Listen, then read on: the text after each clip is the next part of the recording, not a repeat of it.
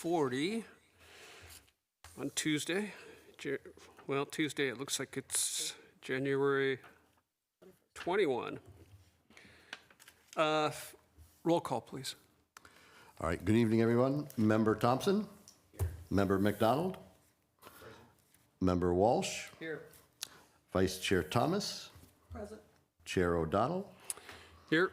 You have a quorum. Mr. Harlan and Mr. Castro are not here tonight. And Ms. Baston had a call in as well for illness. So you have a right. quorum. Thank you. Could we have a report of the posting of the agenda?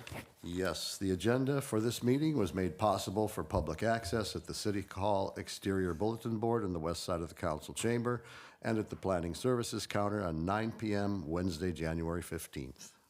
All right, thank you. Acceptance of the agenda. The Architectural Review Committee will discuss the order of the agenda, may amend the order. Note abstentions and requests on the consent calendar items be removed from the consent calendar for discussion.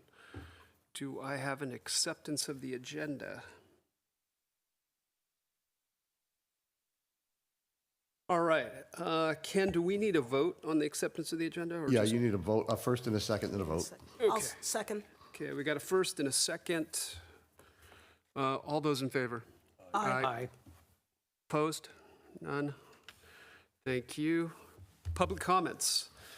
This time has been set aside for members of the public to address the Architectural Review Committee on the consent calendar and other agenda items and items of general interest within the subject matter jurisdiction of the board. Although the Architectural Review Committee values your comments pursuant to the Brown Act, it generally cannot take any action on items not listed on the posted agenda. Members of the audience would have 3 minutes. Are there any public comments? Are there any online? None online, no public comments, so we will go to the consent calendar. The following routine matters may be accepted or acted upon by one motion. Individual items may be removed by the commission for separate discussion at this time. So there's really nothing on the consent calendar. Ken, that's a question. Just the minutes. Just from the last minutes. meeting. Okay, approval of the minutes from December 2nd, 2024. Any comments on the minutes from the last meeting? Seeing none, could we have a motion? I'll make a motion to approve the minutes. Okay, we have a motion Second. and a second. All those in favor? Aye. Aye. Opposed? None. All right. Excluded consent calendar, none. Unfinished business, none. New business. So item 3A, Ryan Borman, architect, on behalf of Tony Bebco and Ryan Henry, owners, for a major architectural application for single-family residential dwelling on a hillside lot located at 2246 Monument Court, Lot 74, Palisades, Desert Palisades, specific plan case AR 2024-0073, APN 504-400-018. Ken Lyon, staff Yes. report, please. Thank you very much. And as you described it, this is a single-family residential dwelling on a hillside lot in Desert Palisades. The project, I'm going to go through it briefly here. So the details of the application, as you've identified, is it's a 16,000 and a bit more square foot lot, a 4,900 square foot home. It's within the specific plan, so that is the set of zoning standards and development standards that you've reviewed this against. The property is an interior lot and has no build buffers on the side property lines. So the topography and the solar views have been shown in this exhibit. The front of the lot is basically toward the south, and the lot slopes gently from west to east in the downward direction. In review of the landscape plan, is generally consistent with the Desert Palisades specific plan guidelines. The black bush acacia is not listed, but it's an appropriate plant for the context of the Desert Palisades specific plan. The project showed a 3/8-inch black lava gravel, which is not permitted. Staff conditioned it to use a natural colored gravel, but the site is to be renaturalized and not covered with gravel. Those areas on the site that have been disturbed through the grading process will be renaturalized and with broadcast seeded with the indigenous plant mix. These are plans showing the lower level, the main level, and the roof. In this particular house, the garage and a small guest unit or caretaker's unit is on the lower level. That is primarily a basement level. It does have access, if I can use this pointer, let's see if we make it work. So right there is the entrance that goes into the house. There you see the two-car garage. The garage is oriented so that the front door is not facing the street, which is one of the guidelines of the Palisades specific plan. As you see here on the primary level, this is basically a U-shaped house with a pool here in the middle and sitting areas and so on around the pool. The kitchen is here, the main living areas are on this side, and the bedroom wing is on this side. On the roof, it's basically a flat roof, and here you see there are photovoltaics being proposed, and there are significant eaves that are hanging over these various areas where there is a lot of glass. The building does conform to the 18-foot height pillow for Desert Palisades and does not exceed the 25-foot total height limit of that area. As you can see on the various elevations, you understand the slope of the lot as you see it there in the south elevation. The east elevation, oops, I'm sorry. Didn't mean to go that way. Here you have the east elevation, so there's the garage door, and then this is the guest unit or caretaker's unit. On the north elevation or the back elevation, you still have some topography that's dropping down here, and then this is basically where the kitchen is. And then on the west elevation, you have a series of slot windows and open windows that are the bedroom side. These are the materials. There is some thermally modified wood that's being proposed on this house, and there is some natural cedar that is being proposed on the underside of the exposed eaves. And generally, wood is discouraged in this area, and so if you have questions on the composition of this thermally modified wood, I would ask that you hold your questions because I am not all that familiar with it and can ask for clarification on that from the architect if you wish to do so. These are the sections that kind of help understand the house a bit further. You see the swimming pool and the overhanging eaves and the various areas between inside and outside. On the southeast corner of the house, which is shown, if I can get this thing to work. In this area, it's a very large, open, covered patio that provides views both to the pool and down the valley. And then these are the elevations as they are on the site. So here you see the primary sidewalk that goes up to the front of the house. They've got board-formed concrete walls here that are part of the retaining walls. On the images I'm going to show you later and in your packet, this is an older image, but they did add a planting area here to help screen and cover this board-formed concrete wall. The rest of the site is pretty much as is most of Desert Palisades, a lot of heavy boulders and a naturalized landscape. And then this is basically just a roof perspective and an aerial 3D perspective.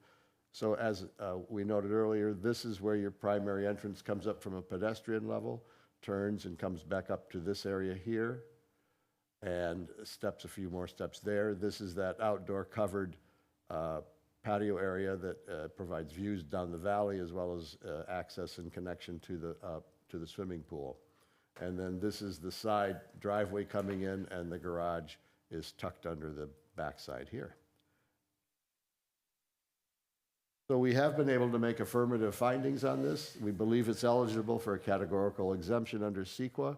It conforms to the criteria for the hillside ordinance For that criteria for architectural approval in 9404, the Desert Palisades zoning code, which section 3 of the Desert Palisades specific plan, the architectural and site guidelines of Desert Palisades in section 5, and the Palisades landscape guidelines in section 6, and it conforms to the ESA SP zone design standards, which is in the zoning code section 9221.01.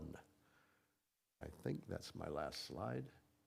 So the staff recommendation is to determine the project to categorically exempt pursuant to CEQA, approve the project based on the findings in the staff report, subject to the conditions of approval in Exhibit A and the consistency findings in the Desert Palisades specific plan as outlined in Exhibit B.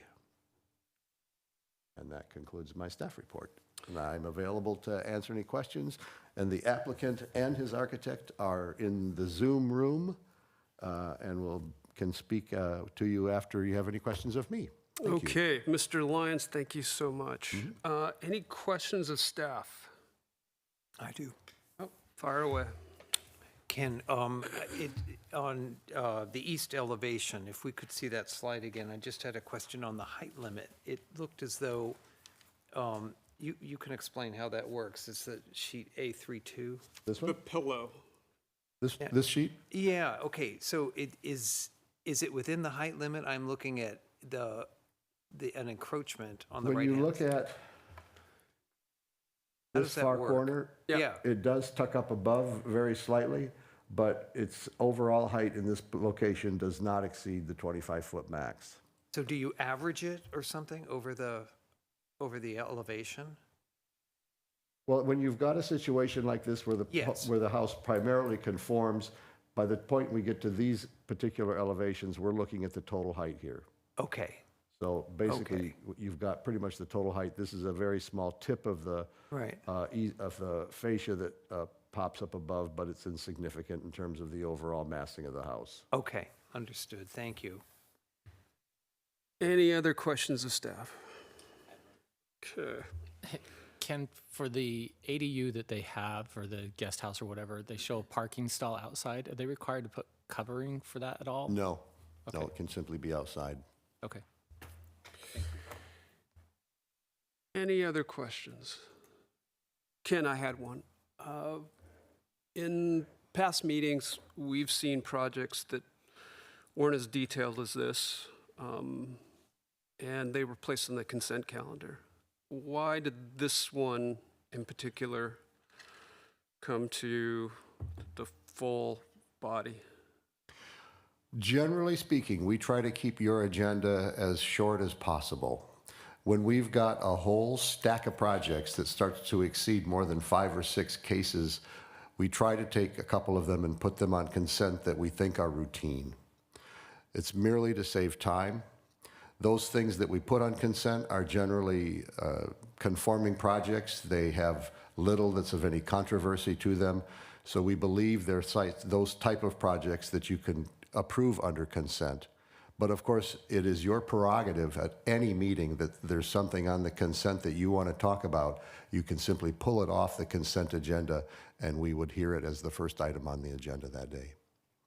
So it's really, it is really for time keeping consistency so that we don't run these meetings any longer than we have to. We try to keep the agendas short to about 5 max cases. When you see us start throwing things on consent, it's because we've got a very heavy agenda, and we're just trying to be respectful of your time. And we deeply appreciate that. Would the applicant like to make a presentation?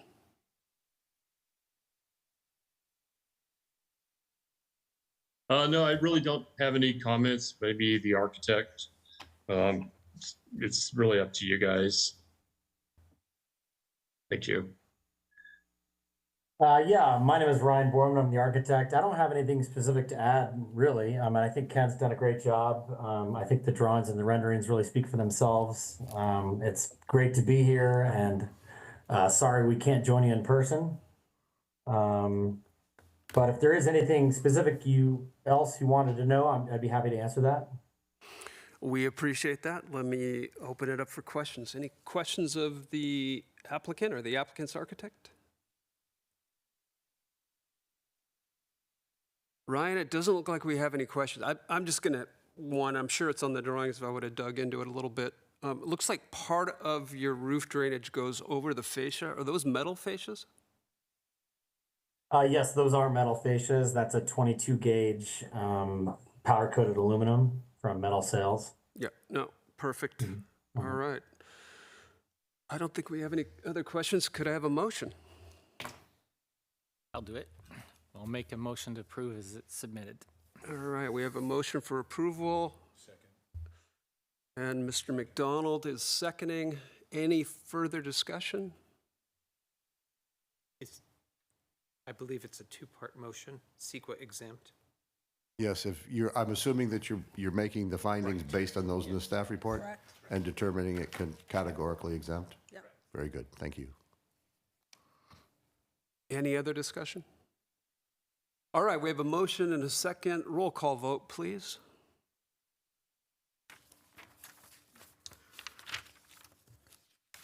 Member Thompson? Yes. Member McDonald? Yes.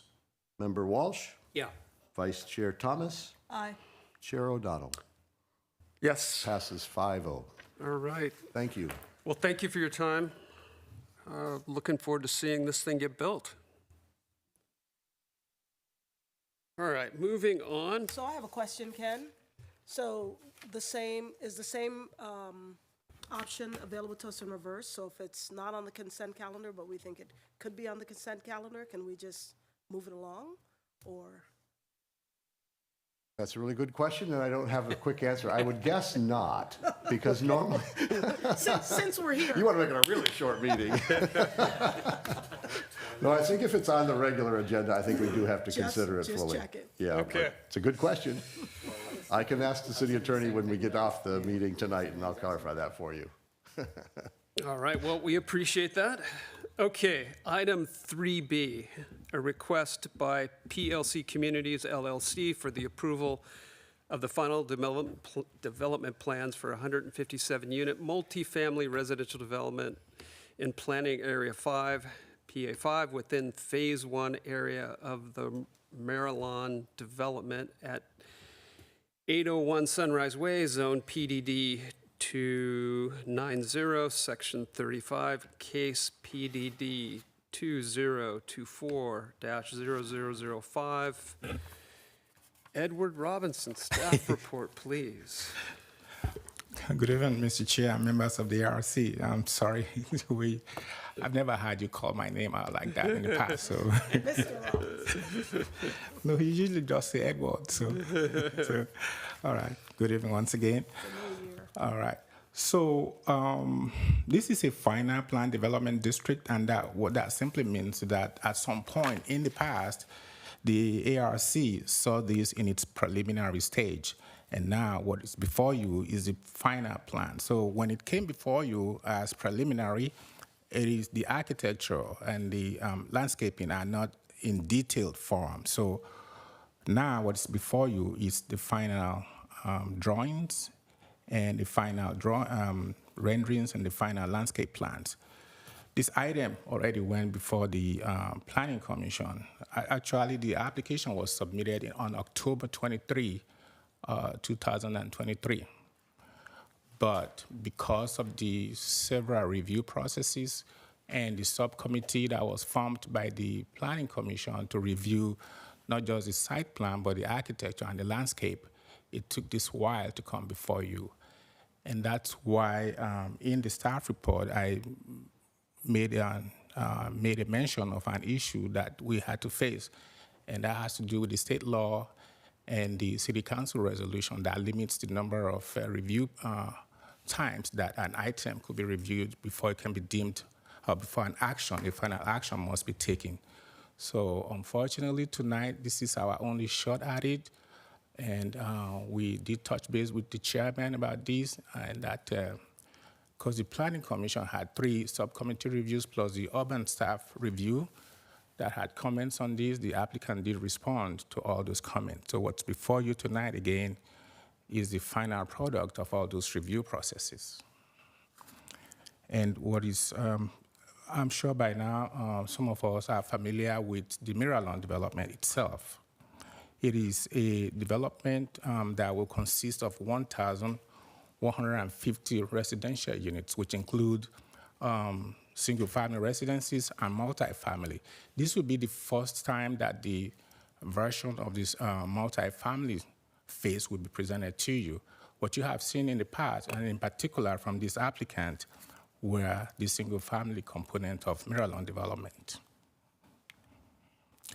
So again, this is the entire Miralon development. And on the perimeter and surrounding the development are most of the single-family and, of course, the olive grove. And this section known as Planning Area 5 is the multi-development on the first phase of the project. This is the second phase of the multi-family development within Miralon. However, tonight, what's before you is Planning Area 5, which consists of 157 units. So on this particular application, there are 4 different floor plans. They are designated as Plan 1, 2, 3, and 4. And then the building themselves that are appeared or in duplex format are designated as Building 1, 2, 3, and 4. So each of these buildings will have a maximum of 2 elevation types, and these elevation types are designated as Elevation A and Elevation B. The main access into this development will be from along Palladium, which is on the north side of the development. So this is just the site plan. That is, this is an enlarged version of the site plan that I just showed you in the overall Miralon development itself. This is the final version. This here shows the site plan, the olive grove to the east and to the west, and then some portion of the south, and some of the existing homes that are already built and occupied within the Miralon development. Here are just some viewpoints from the different different viewpoints on this side, from the olive grove, from the 2 olive grove, and from the southern part of the project. That's what all these are. These are all contained in your exhibits as well, so I'm not going to waste your time going through them. These were specifically required by the Planning Commission, so they want you to see how it will look like in its perspectives.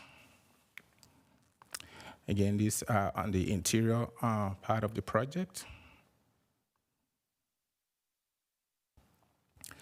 And these are the elevations that are before you tonight from the motor court, from the internal motor court and buildings, and then on the perimeter. These are the buildings that will be on the perimeter of the site. And here are the floor plans. So you recall I did mention that the buildings will be paired, that means in duplex format. So you have 2 building types on each floor plan. And then to the right will be the upper floors. The Miralon design guidelines did specify that the upper floor has to be, I think, 50% of the ground floor only, and that's why you see them to be so much smaller than what the ground floor is.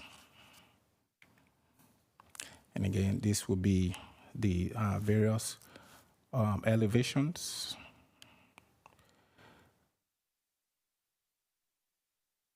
Of the building types. If at any point you want me to go back to the previous slides, please let me know.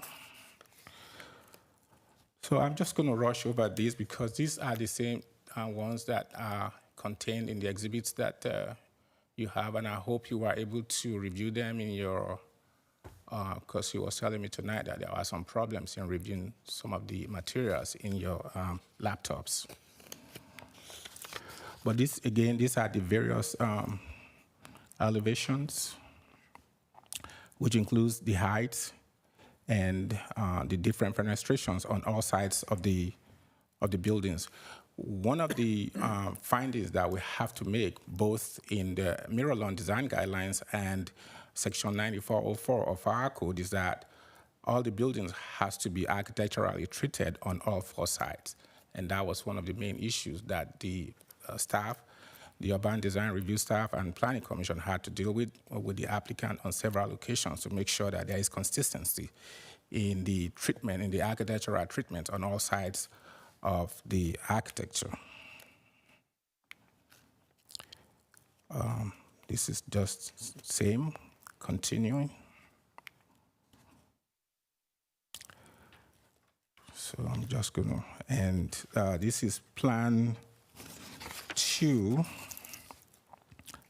Again, the floor plans, the ground floors on the top and on the top section, and the upper floor on the bottom.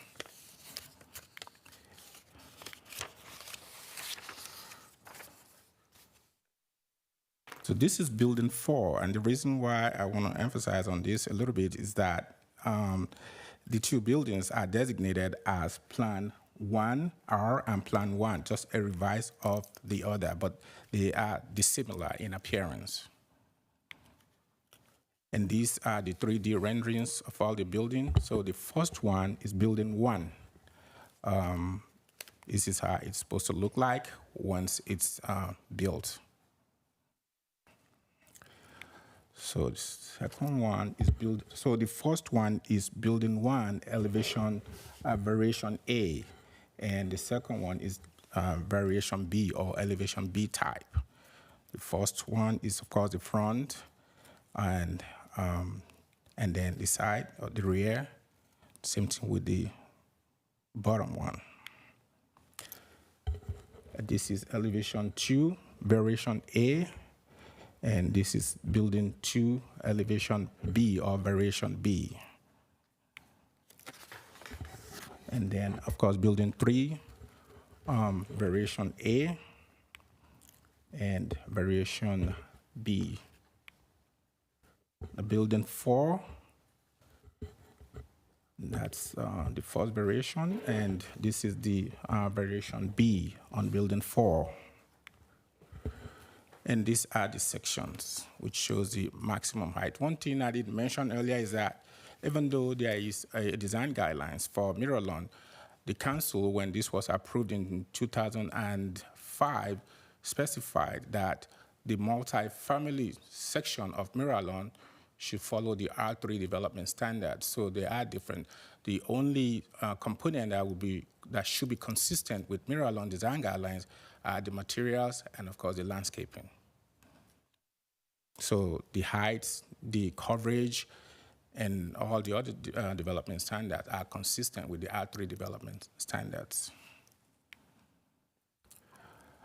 So what this slide shows is the color selection chart. Initially, when the project was approved in 2005, there were up to 12 different schemes, but in 2016, when it was amended, that was reduced to 3 schemes, from which all the colors and materials must be picked. And these are, again, the materials and the color schemes. Finally, the landscaping. So at the last review by the Planning Commission on December 4, 2024, they realized that all the plant selections were the pre-approved selections from the Miralon design guidelines. However, they had some questions based on what is currently existing at Miralon. So they asked for more tree selections to the overall street plans. The applicant did that, and I believe the architect, the landscape architect, is going to speak to that tonight. These are the 13 criteria that this was evaluated against in section 90.04 of our code. The whole project was evaluated against this, and of course, the conformity that is required of Plan Development District. So all the findings were made in support of an approval of this project. However, if there are additional areas that the ARC feels that improvement needs to be made, staff will strongly recommend that you include those as conditions, even though by code we are not allowed to add additional conditions to final development plans, but because of the circumstances that I explained earlier, in this case you could. So staff will be recommending that the previously adopted mitigated negative declaration is still the controlling CEQA document for all Mira loan development. Therefore, staff will be recommending that you readopt that MND and approve the development plans subject to conditions. That will conclude my presentation. I'm available for any questions, and the applicants are also here to make a presentation and then answer any question that the committee may have. Thank you. Thank you, Mr. Robertson. Just want to clarify for the committee. So we can tonight, we can make suggestions to staff. We can make suggestions that can become conditions of approval, but we cannot continue this matter to a future date. So we've got options, but we know that the staff has done a good job, and over time, this project has had lots of eyes on it, including the Planning Commission, so I think we are ready. Are there any questions of staff? Hey, Edward, on the guest parking, the streets there are pretty narrow and the driveways are pretty narrow, so I only see 16 guest stalls for all those homes. Is that within code? It is more than 16. I guess are you referring to the one on the southern part of the? I'm just trying to go back to the. Oh. Past the screen. Yeah. No, it is more than 16, but it is, yeah, the Planning Commission did review the parking requirements and they are consistent with it. Any other questions of staff? Hey, Mr. Robinson, when I read your report, it sounds like the applicant was really engaged and worked with staff really well on this project. Was that your recommendation? Is that your reflection? Yes, I could have really said more, but I don't want to say it because he's here, so it doesn't appear as if I'm saying anything to favor him. But if I go back to the overall site plan, just to show you, so this applicant are the same builders of all the units on the southern part. So if you drive along San Rafael, all those buildings that you saw are from this same applicant. And recently, you also approved 71 units for this applicant on another section. Okay, I don't have that, Russia. So yeah, they do work very closely with staff and the commission too.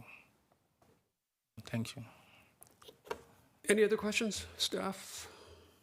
Would the applicant like to make a presentation? Come on up.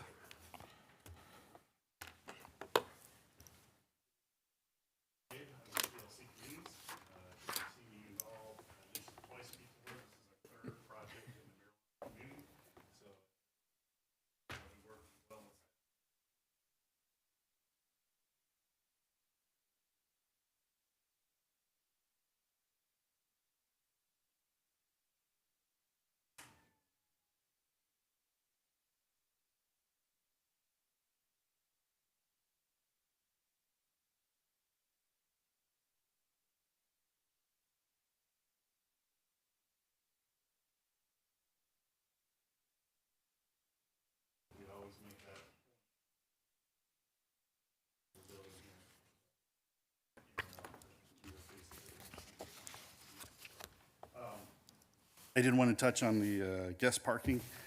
Sorry, got real loud real quick here, but There are, I believe, and I'm sorry, I don't have that number in front of me right now, I can count these, but not only on the south edge of the site, but on the side, the interior side of the Loop Street, there's parallel parking stalls. I believe there's 41, I think, total guest parking stalls on there. In addition, we've got the driveways on the perimeter homes as well that do, when you total up the actual required parking, those do count as potential guest parking stalls as well. So we have provided, we've over-provided parking on this property. So. I do have the architect here and the landscape architect here, if you have any specific questions or comments you'd like to give them. Otherwise, unless you have any other comments or questions for me, I'm happy to keep this short. So thank you for your time. Appreciate that. Would the architect and landscape architect like to come up?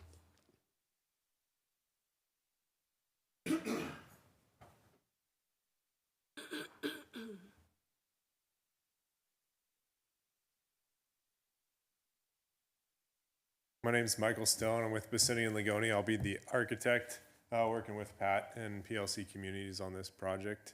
As everyone said, we've kind of had a few iterations, so it's great to see kind of the progress and improvements that have been made over time. And I'll let. Hi, I'm Lauren McHugh. I'm with RHA Landscape Architects. We've provided the landscape design for the project. And we've worked with the city throughout with all their with the comments that they've had to make changes to where everybody's I feel like on the same page. So we're pretty happy with the way the design has turned out, and let us know if you have any further questions. All right, members of the committee, any specific questions for the architect or landscape architect? Yes. Mr. McDonald, go ahead. Thank you. I've got, I think this is just a graphic. This is for the landscape architect. A graphic, this is probably just a graphic thing, but on the overall landscape plan, you have two zones. You have the green zone, obviously, for the community, the HOA maintained plant areas, and then you have kind of a stripe of red that's decomposed granite. I'm assuming that the entire project will have decomposed granite. Yes, we're not really proposing decomposed granite because of the wind. We're doing like a small pea gravel and then an area of larger kind of angular cobble. But nothing will be, the green, like you said, is just depicting planting area. We're not having any turf or anything like that, but it's all going to be kind of inert. Okay, so so the decomposed granite, that's the red zone, what is that? We've designated that as a 3/4 inch to 1.5 inch decorative gravel mulch. Okay, and then what is the other one that you're using? So the other one is going to be a 2 to 4 inch decorative angular cobble. 2 to 4 inch? Mm-hmm. Okay. Okay, no, that sounds great. The Acacia stenophila, the shoestring. Mm-hmm. You guys are pretty comfortable with that, using that in the wind zone? Yes, unless you guys have any specific concerns that you have seen, we use it pretty regularly and like it. Okay. Yeah, I think that just about covers it. Yeah. So, thank you very much. Thank you. Any other questions from the members? We are just the silent types tonight. I'd like to get the architect up here. Got a couple of questions. Edward, could you please go to the renders with the blue sky? Yeah, just start at the first one.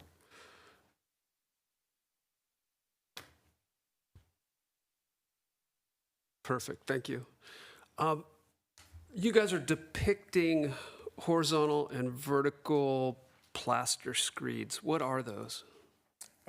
They'll just be control joints or a regolith. So kind of, we have to obviously stucco will crack given the temperature swings and stuff here. So they're going to be there no matter what we do, but we're trying to depict them in kind of a pattern and specific so that they're adding to the architecture versus just a random application. Okay, so there's no specific width. So it's not a fry reglet with a 1/2 inch width. It's just expansion screed? No, have we just, yeah, I don't know that we've settled on a width, yet. I think we would be at 1/2 inch or just a W. So that's something that we'll have to. Can I make a suggestion? Please. What winds up happening if you use 1/2 inch, 3/4 inch, 1 inch is it starts looking like pour in place concrete, and it's not. So my suggestion would be just use the expansion screeds. Okay. They're just clean, simple, inexpensive, and you will get the results that you want, which is the longevity and the crack-free surfaces. So I think that would improve all of these, all the options that we see here. Edward, can we progress forward? I just want to go through each type and just make sure there's, I think that one is fine. Yeah, roof overhangs seem to be a little bit timid, but if they're consistent with all the other products out there, I think that could work fine. Next.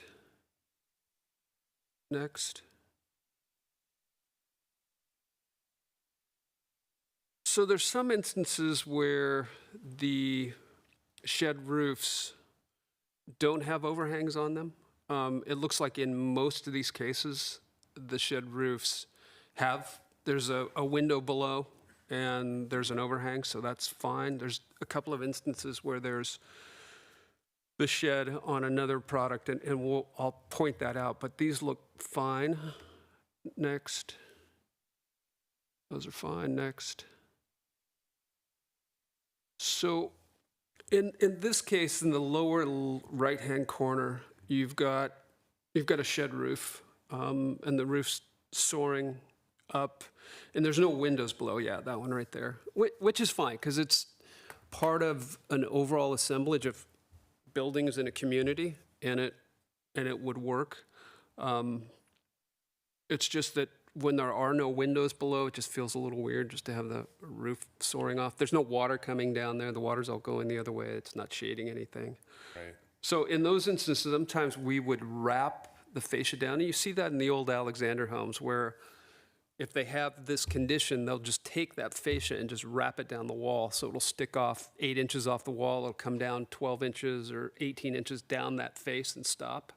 So it still has the shed roof, but acknowledging that it wasn't doing anything on that side. It wasn't shading anything. The water, it wasn't directing water, and then it just wrapped down. So as you guys are going through this and detailing, I'm not going to make it a condition. I'm not even going to tell staff that, this is a recommendation. You as an architect, I would just say, take a look at that. And if that helps you guys, then utilize it. Yeah, no, that's I think our intention too. All of them have somewhat of an overhang, so you do get a roof profile there. Yeah. And we do kind of mix between a 2x8 or a 2x6 fascia or barge board, depending upon what's happening. But we'll definitely kind of look at it as we get into the true detailing of all those pieces. Edward, next. Next.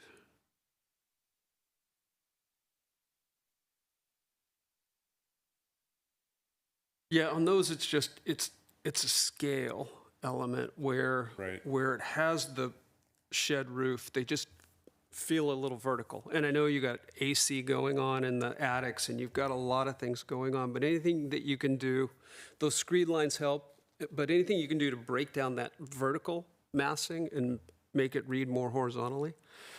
Are the garage doors 7 foot, or are they non-standard? We're doing 8-foot garage doors. Yeah, and that also increases that sort of verticality. So it's partly, as you would imagine, the clearance issue for a lot of the cars. So trying to accommodate that. Okay. All right, next. All right, those were my comments. Are there any other comments from the committee? Yep, Member Walsh. Let's see where to start. When I look at the fenestration throughout, it is consistent, but I see that from place to place there is an attempt at overhang at the windows. And I'm just thinking about the solar heat gain there.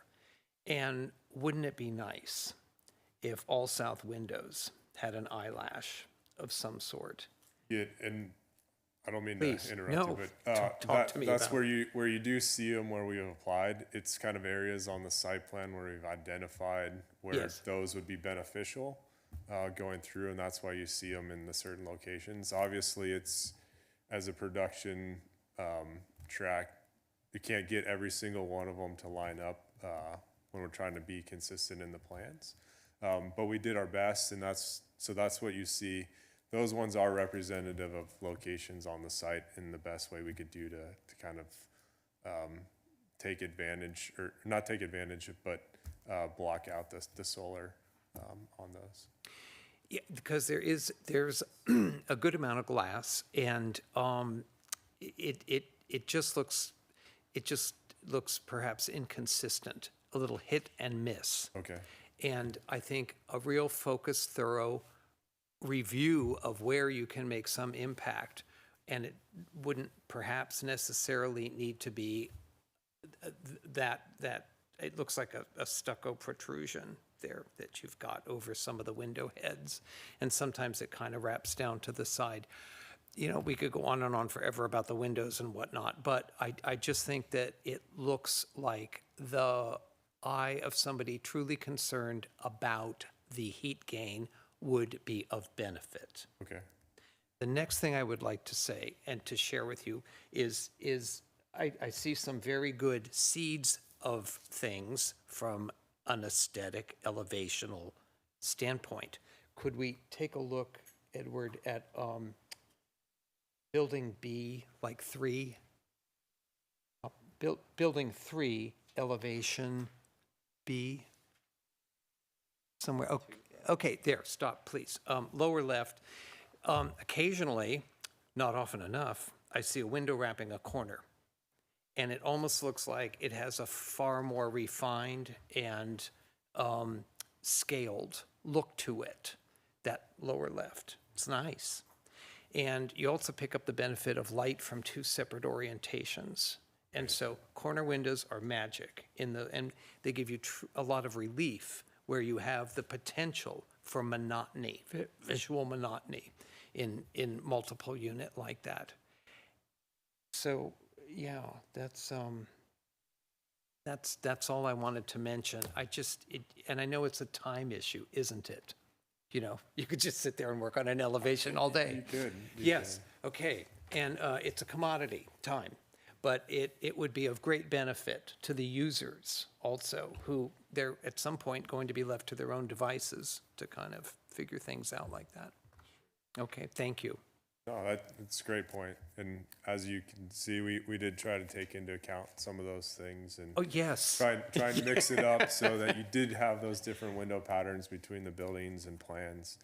So it's not that monotonous drive Right. through the community. And But I- we'll definitely continue to work on those and refine them as the project goes forward. There's a huge payoff. Ultimately, it's almost like in the design process, that last 10% of things that you just don't seem to be able to resolve and get right and keep working, it ends up making a massive impact in a positive way. So I encourage it. Thank you. Thank you. Yeah, I'm gonna amplify what Member Walsh said. So if you're going through and studying, and if the product, if the solar control within the product only affects west, east, and south glass on 3 locations, and it's in 20 locations in the north, where an architect might say, well, you know, I really don't need it here. I think I would try to err on the side of just more protection in general, right? Okay. So don't bang your head against the wall trying to count up the number of times that it's happening. If it's happening on the west once, you know, add some more solar control. If it's happening on the east once, add some more solar, and certainly on the south, right? Those 3 orientations. Yeah. The north, you know, we still get a lot of solar heat gain early morning, late afternoon in the summertime because the sun's coming up so far north of east and setting so far north of west. So those are just big important things for you guys to think about. Thank you. Appreciate that. So Edward, any other questions of the applicant? We can make a motion, or if you think that there's things that we should probably turn into conditions or additional suggestions, we would entertain your guidance.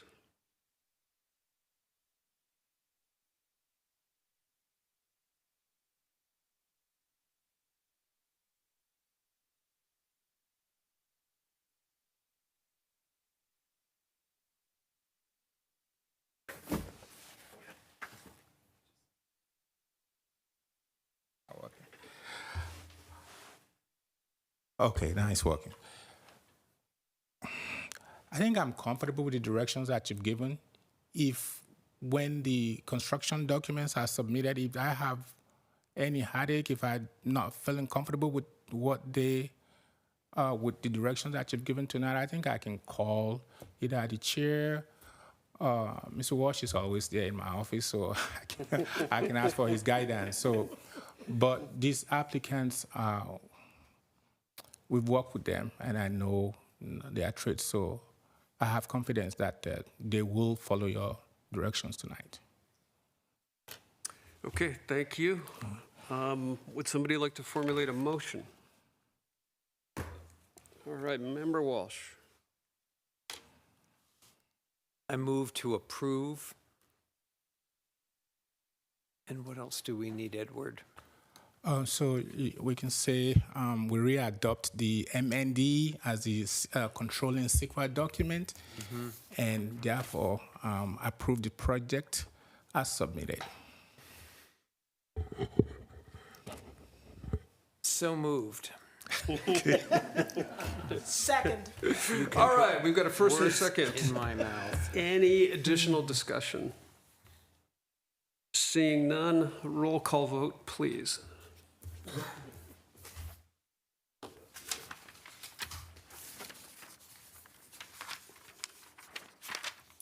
Member Thompson. Member McDonald. Yes. Member Walsh. Yes. Vice Chair Thomas. Aye. And Chair O'Donnell. Yes. I vote. All right. Thank you. Good luck. Okay, now it's time for Architectural Committee reports, requests, and comments. Brief general comments. Looks like we've been hashing over the iPads, but seems like there could be a fix around the corner. We have faith. We have faith. I do want to recommend that we do put the staff members' names after the item that is theirs. I do know ER and I do know KL, but sometimes I don't always know other staff members. So if we could get that on there, I would appreciate that. The only thing I would point out on that, Lance, is that you do have at the very end of the staff report, you always have the planner's name, At the very end of the staff report. where you would see the signature line.